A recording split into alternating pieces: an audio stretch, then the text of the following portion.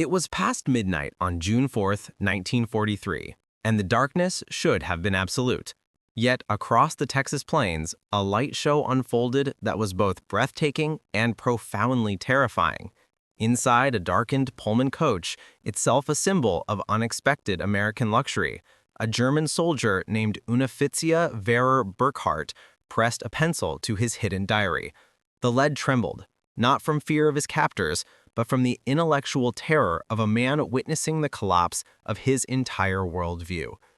For years, Nazi ideology had drilled one fact: America was a hollow, decadent nation, its industrial capacity a propaganda myth ready to snap under the pressure of a two-front war. But Burkhardt saw 1,000 blazing proofs to the contrary. Outside, electric lights poured from every farmhouse, every street corner, an endless constellation of electricity stretching across the horizon. He committed the treasonous thought to paper. The Americans must be lying to us. No nation could possess such abundance while fighting a war on two fronts. In Germany, cities and farms had been under compulsory blackout since 1940. Even before the war, rural electrification reached barely a fifth of the nation.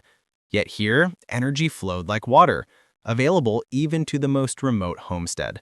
This visual shock was the opening salvo of a psychological war.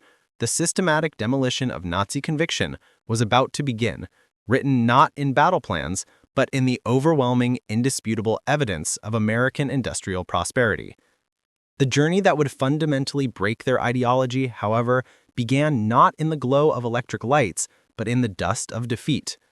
In May 1943, the curtain fell on the Afrika Korps in Tunisia, culminating in the mass surrender of nearly 250,000 seasoned Axis soldiers. These were not the Wehrmacht's dregs. They were the very best, Rommel's hardened veterans, the highly disciplined soldiers who had pushed the British across the desert. Their confidence was absolute, their loyalty total. Among this proud, defeated mass was Headman Friedrich Rodka, a young man decorated with the Iron Cross, whose diary would serve as the authoritative witness to this transformation. The psychological stakes were immense. These were men who believed they were fighting for global supremacy. Now they were about to be put on a ship, pointed west, and subjected to a systematic, civilian-grade destruction of their most deeply held convictions, beginning with the unsettling efficiency of their new captors. The immediate consequence of their surrender was a bewildering introduction to American efficiency and fairness at the port of Oran, Algeria. These soldiers, raised on tales of American decadence and chaos, expected summary punishment or disorganized brutality. What they received was a nearly clinical processing that was more efficient and better organized than anything the Wehrmacht could achieve in the field. They were rapidly subjected to medical exams, documentation, and inoculations. The deepest psychological shock, however, came not from the machinery, but from the paper.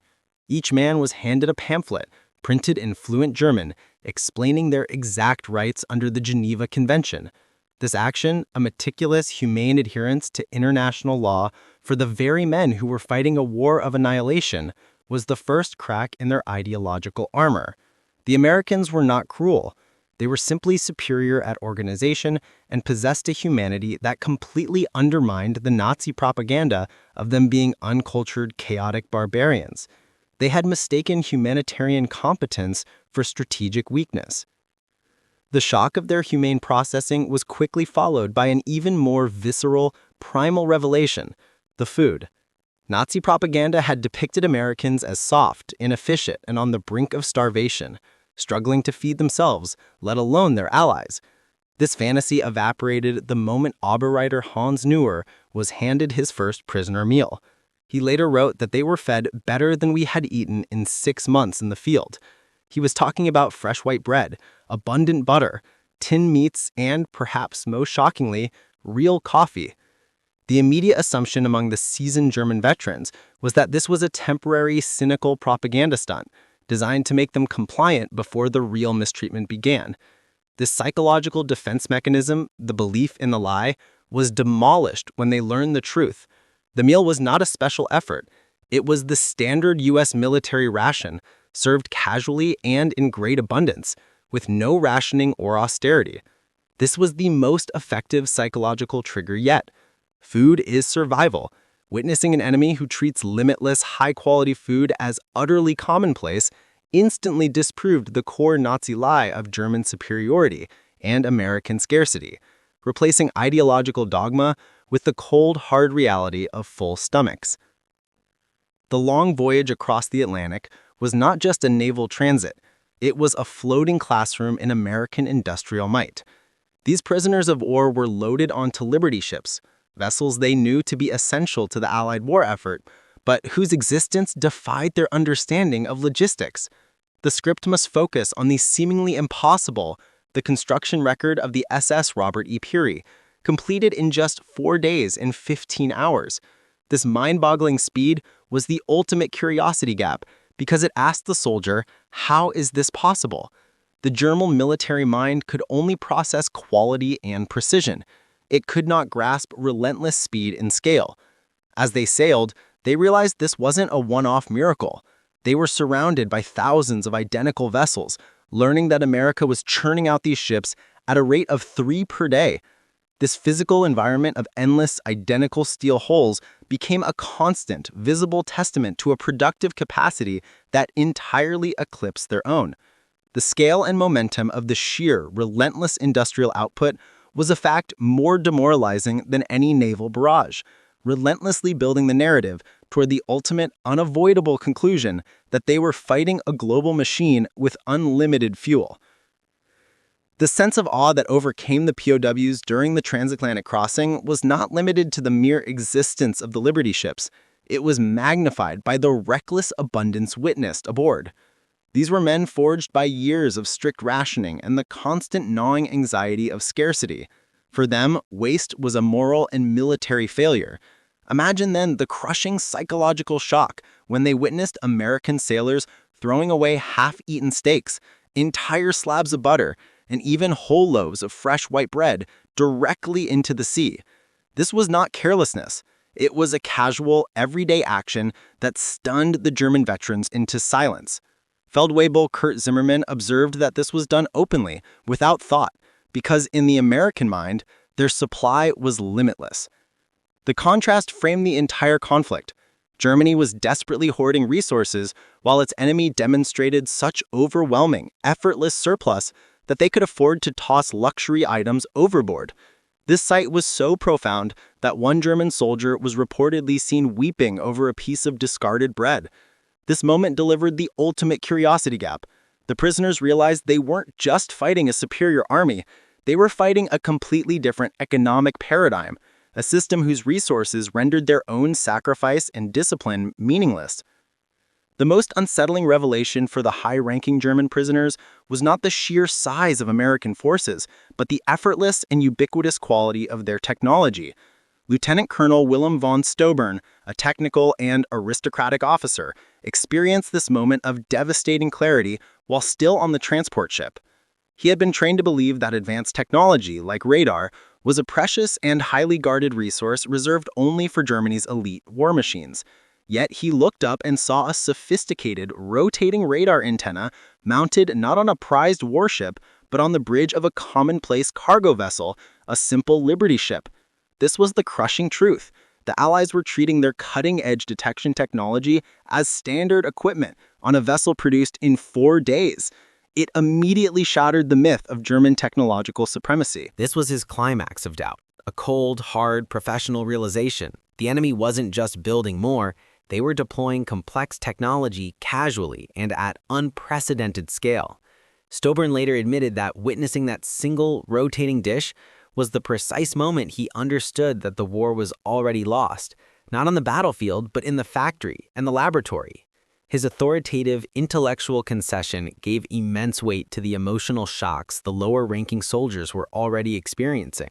The physical journey culminated at Norfolk Naval Base, where the sheer scale of the American war machine became overwhelmingly visible. Stepping onto U.S. soil meant confronting a colossal infrastructure stretching over 4,300 acres. For the German veterans, whose home ports were now crumbling under Allied bombing and whose logistics chains were fractured, Norfolk was an impossible spectacle. They saw endless docks and a constant turn of cargo moving with breathtaking speed.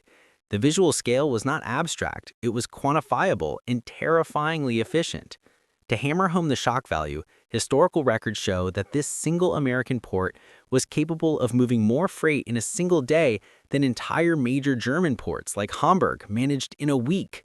This was the moment the POWs realized they weren't just fighting an army, but the entire, boundless, continental arsenal of democracy. The scale of this operation immediately established the backdrop for every revelation to follow. The moment the POWs were marched from the Norfolk docks toward their waiting transport, the fundamental lie of Nazi class theory was exposed.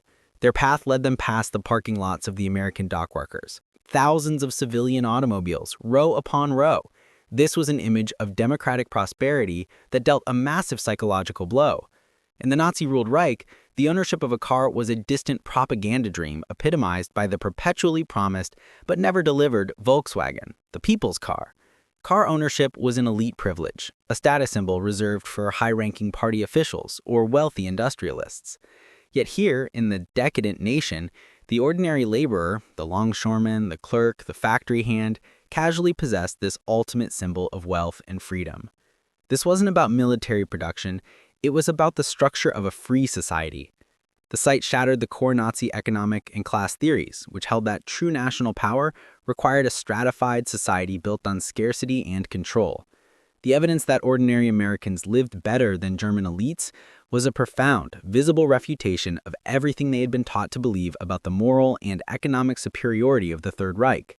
It proved that freedom, not totalitarian control, was the true engine of human material well-being. The march past the workers' cars was only the prelude. When the soldiers were finally loaded onto their transport, they were prepared for the grim reality of prison transfer, crowded, filthy cattle cars. Instead, they stepped into refurbished, cushioned Pullman passenger coaches. They found dining services, beds with clean linen, and windows that allowed full views of the American interior.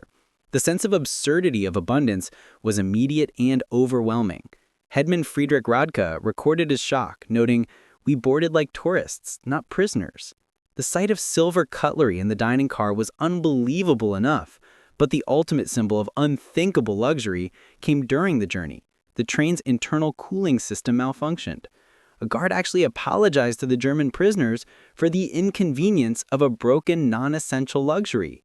This small casual detail, apologizing to enemy combatants for the inconvenience of a broken non-essential luxury, created a profound moment of narrative absurdity that thoroughly mocked the prisoners' previous beliefs in their own material superiority.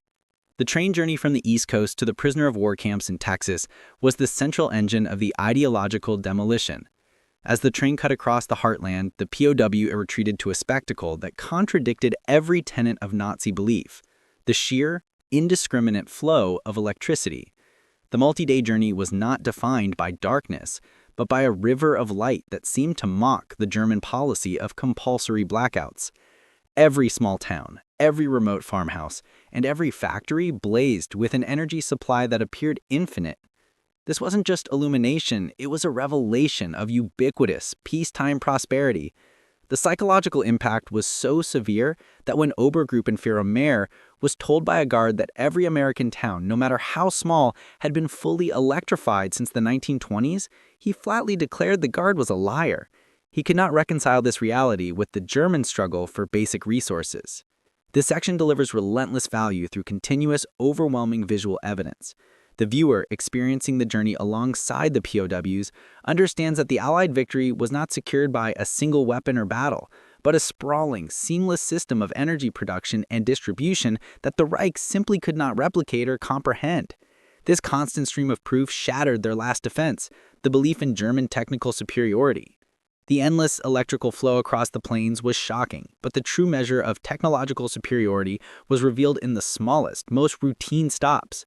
When the train paused near a modest depot, perhaps in a town like Roanoke, Virginia, the prisoners had a front-row view of industrial life in action.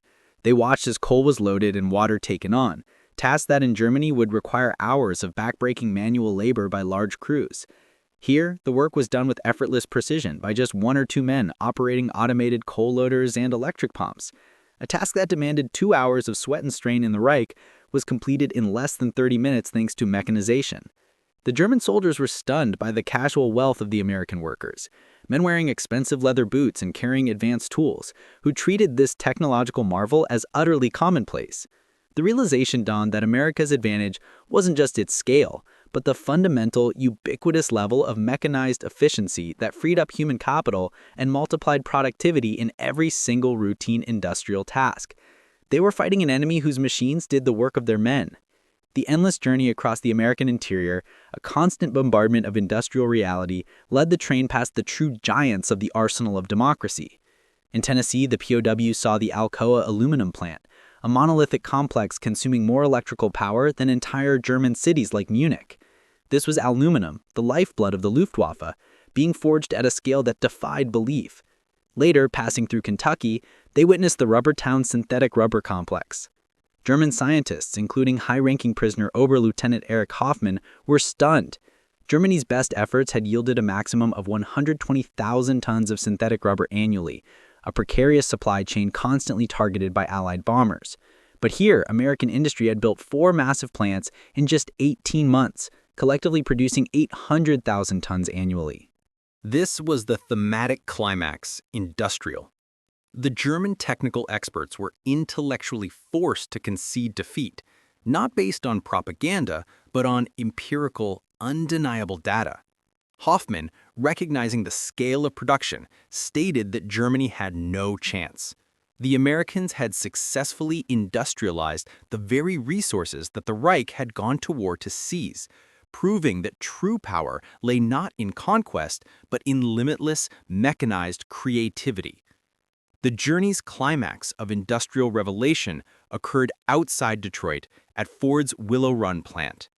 This vast, sprawling complex was not merely a factory, it was a cathedral to mechanized precision, visible from miles.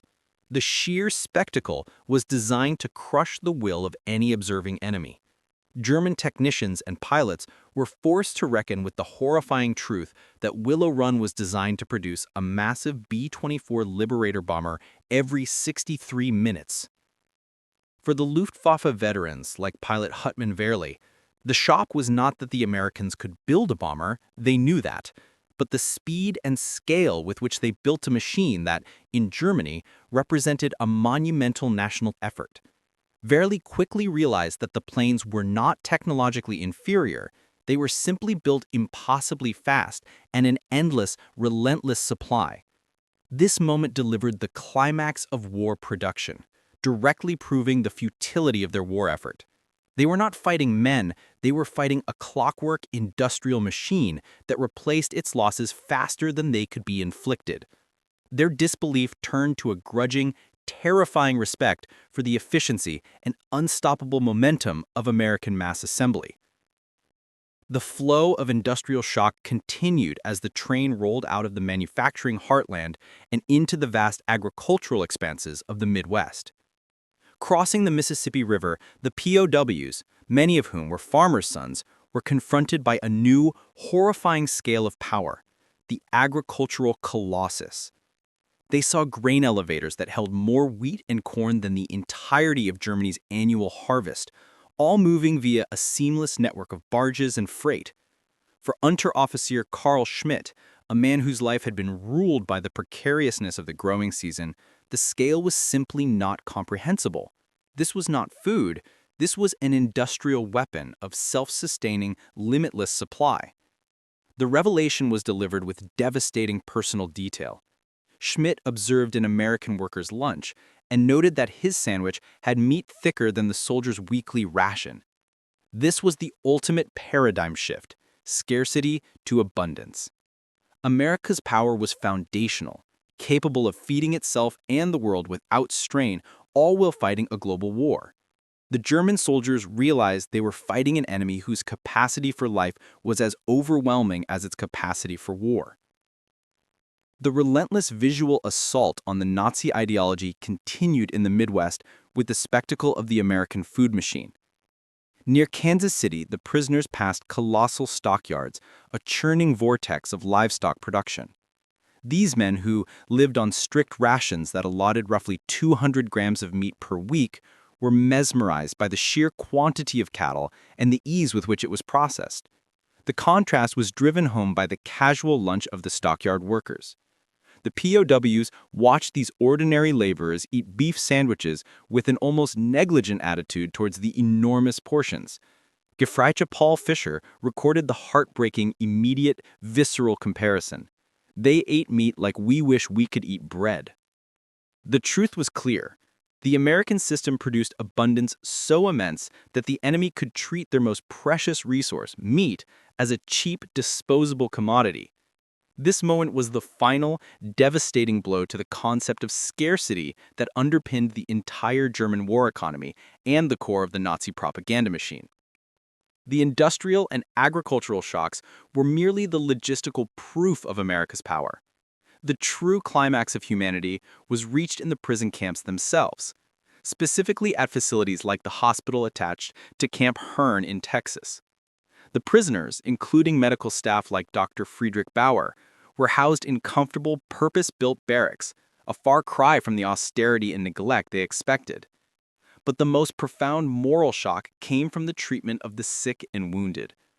Dr. Bauer witnessed American physicians freely administering their most valuable medical assets, powerful X-ray machines, and critically, penicillin, the miracle drug that was still scarce even for wounded Allied soldiers.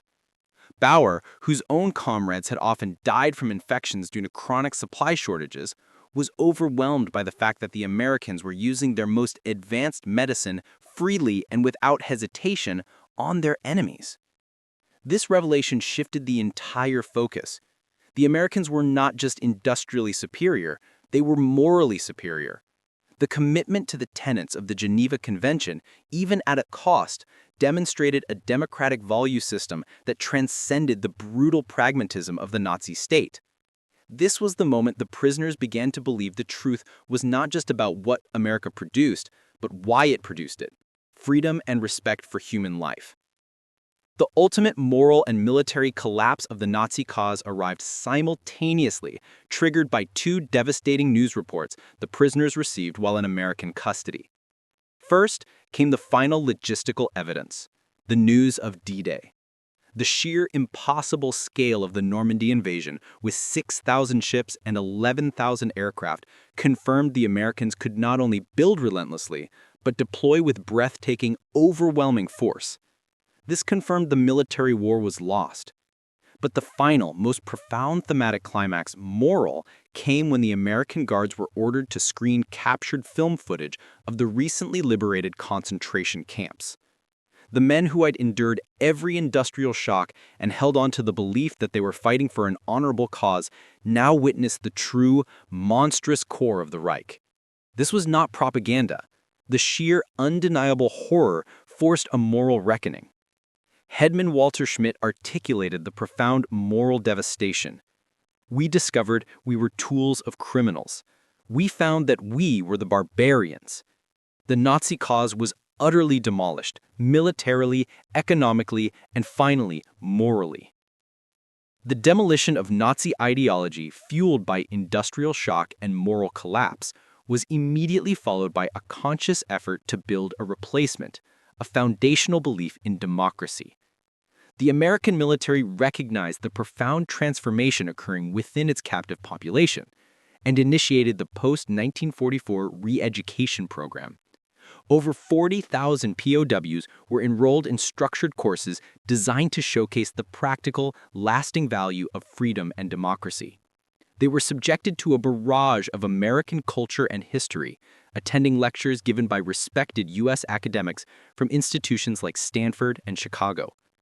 The camps published democratic newspapers, not filled with propaganda, but with genuine, uncensored news and open debate. This was the ultimate elixir/value delivery. The Americans weren't just winning the war, they were winning the peace by transforming enemies into agents of change. They were preparing the soldiers not for war, but to rebuild Germany from the ground up. This practical education linked the visible prosperity they had witnessed in America directly to its political system. Hans Kroll, a former POW who later became a prominent West German ambassador, articulated the foundational lesson. We learned that prosperity came from freedom, not conquest. The German POWs were being equipped with the ideological tools necessary to construct the post-war German economic miracle, a direct result of their revelation in American captivity. The story of these German prisoners of war ultimately serves as the ultimate final thesis of the American victory. It proves that the true, secret weapon of the United States was not just the capacity to produce more tanks than the Axis, but the profound ability to change minds through the simple power of example. The prisoners who returned were fundamentally different men, having survived the most comprehensive, systematic demolition of Nazi ideology ever conceived. They carried with them not scars of hatred, but the seeds of a new worldview, a recognition that the abundance they witnessed was directly tied to the freedom and democratic values they were initially taught to despise. This transformation was measured and confirmed. Post-war surveys of returned POWs indicated that a staggering 95% rated their treatment as good or excellent, a powerful statistic that gave tangible proof to the concept of American humanity.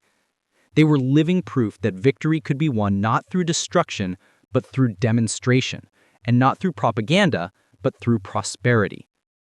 The conclusion is authoritative and empowering. These soldiers, once loyal to the Reich, went home as the architects of democracy, carrying with them the lessons of industrialized freedom back to their shattered homeland. In their collective story, we find the ultimate final value delivery, a powerful reassurance that the greatest force in geopolitics is not military might, but the overwhelming, undeniable evidence of a free society's capacity to create and share wealth. Their experience laid the foundation for a post-war partnership, proving that the capacity to transform enemies into friends through the simple power of a better example was America's greatest victory of all.